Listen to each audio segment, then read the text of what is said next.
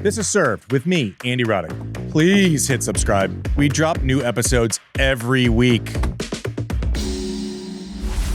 This clip's brought to you by ServiceNow. AI is only as powerful as the platform it's built on. With the ServiceNow AI platform, your AI, data, and workflows all work together, connecting every corner of your business. To see how you can put AI to work for people, visit servicenow.com/AI-agents. Before we get to Alcaraz and Sinner, I can't get over in each tournament that passes and this person has a good result, the story becomes more unbelievable. And it's Vacherot, right? And the stats are 256 last year, and in this tournament was like qualies of challengers, wasn't in qualies in Shanghai, went there, got in, wins the tournament, right? From below 200, plays his cousin, like who plays their cousin in a Masters 1000 final? It's a crazy story, but I remember, how about a name from the past? I watched a guy like 100 in the world win Hamburg one year. Maybe he was 50 or 60, but never saw him again. Any names? You ready for this one? When it was 1,000, JW? From Spain. Quads like Giron. Yeah, see? Fernando Vicente. No. Who? Roberto Carretero wins Hamburg one year, and it's like he was top 20 for like a cup of coffee, but like he left Hamburg and then went to the hard courts, after the French Open, and you're like, oh yeah, this guy, like, put me in his draw. This guy will not win a match. Like, he's not going to win a match. Like, forget about it. Vacherot started winning immediately after Shanghai also. Like, it was like 1 week I'm 250 and there is a sample size of half a decade of why I'm 250 in the world. And then you just carve out these, I was going to say week, but these fucking 11 days. And after that, I'm a top 30 guy, maybe top 20. Like, I don't think I've ever seen someone just turn the page, but not like a fluke event, which it's hard to argue that it's not, except for the fact that now he's making semifinals in Masters 1000s, beating Musetti, etc. on clay, which is like no part of his game. You're like, no part of his game gets better on clay. This story just gets better and better with time, JW. Help us. Let's keep digging here. It's absurd. Because this is not he's in his mid-20s. We're talking multiple years. I was looking at He wasn't 19 when he won Shanghai. It wasn't as if it was coming. Exactly. Right? That's my point. Yeah. So a year ago today, or a year ago this week, he has to qualify to get into the main draw of the Aix-en-Provence Challenger.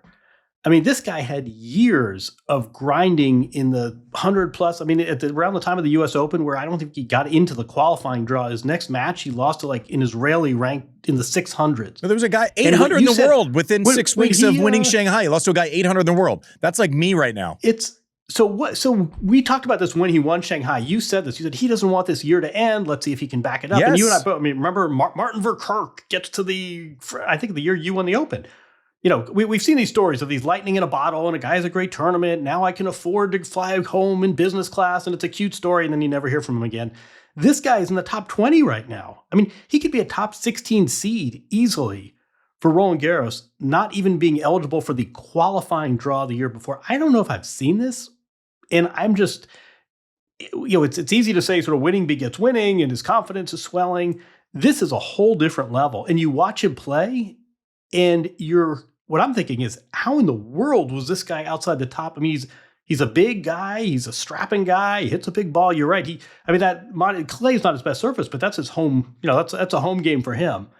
Coming from Monte Carlo, that carries it. I don't know if you saw that. He said he'd rather win this event than a major. Wrong. That's a lie. That's a lie. It sounds good, but that's a lie. That's no chance.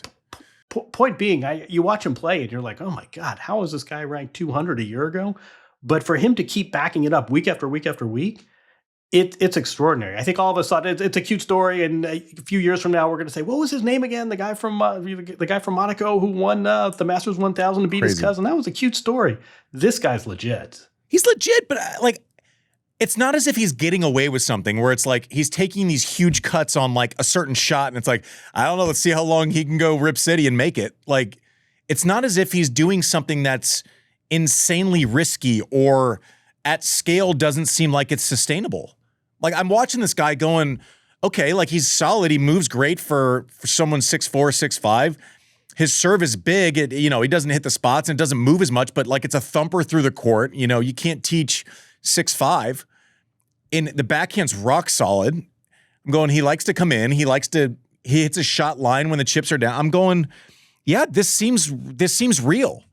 And I said it even when I remember watching him, like after Shanghai, I'm like, I got to watch this guy to see if he's going to be, I think we had a discussion, is he top 100 a year from now after Shanghai's over? Yeah, right. And that's a realistic conversation to have. We meant top 20, but yeah. No, I meant top 100. I really did. But then I watched him in Basel, and I remember watching him against Fritz, and Fritz had barely beat him. And I'm going, like 7-6, 7-6. Yeah. I'm going, wait, but this guy actually has belief now.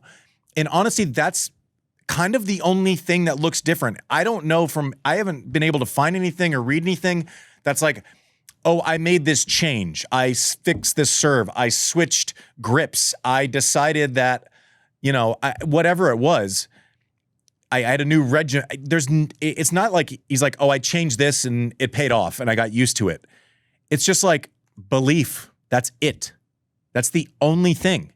And it's amazing because I'm going in the clay court season. I'm like, okay, well, he's gonna have rough like 5 or 6 weeks because he kind of hits flat through the court. He's not, it doesn't seem like he moves well because he's obviously European and from there and the whole thing. But there's not like a single part of his game that instantly gets the benefit of clay, right? That instantly is like, oh, this is going to be way better. It's not like Musetti where it's like, oh, he has more time. The he's gonna flip it up. Every part of his game gets better as soon as he steps on a clay court.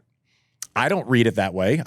From what I've seen of him, but this story is absurd. If he somehow, and this is taking a lot of liberties, but if he somehow runs out like 5 years here, craziest turn, most extreme turn outside of Raducanu at the Open that I've ever seen. But he's sustaining it better than she did. He's sustaining it way better than she did in the first 6 months afterwards. But he's 27. That's the difference. It's like you can see like I remember Guga wins the French Open from like 60 in the world, and he instantly was Guga, right? You said Verkerk. That's great recall. But Verkerk, like I remember I lost to him in Rome before the French Open. Like I beat him in the finals of a tour event. He was like 50 in the world, and I beat him in the Open. He was a qualifier the year before he made finals at Roland Garros. I played him first round, and he comes out. I'm going, this guy's serving 145. Like I have the second hardest serve on the court. Who is this dude? But it's just, I don't know. This story just gets better and better. Like a semifinal on clay with kind of that home pressure that you're talking about. I would have beating good players. Look who he beat. Great players. It's Musetti on clay. Stop. Go if you want to have a good laugh. Just go look at this guy's results over the past few years. Let's keep it. College tennis player. What I had heard secondhand was he played a lot of clay events just because he didn't have the resources to travel. You're based in the south of France, you're based in Monaco. Those are the events you're going to. So he's not even able to afford to play on his best surface. And no, to keep it up, different continents, different circumstances, we talk about the differences between, in Indian Wells to Miami to clay. And he is playing up to his seeding. I think he was seeded in Australia. I think he lost to Ben Shelton in the middle weekend. Like he's playing up to his seeding even when he loses. It's a great story. He's not having like any shocker losses. I played juniors with, I guess it's his cousin too. Apparently everyone's his cousin. But Benjamin Balleray, he was, I played with him in juniors. Like him sticking it out with, like you're losing to guys 800 in the world and you're still taking flyers on going to Shanghai and playing qualifying. Like that's pretty good too. Like I think you have to be related. Yeah. Right? Like but props to them, like both of them. Like I don't want to be dismissive of anything by mentioning just the craziness of this story. It's all out of respect.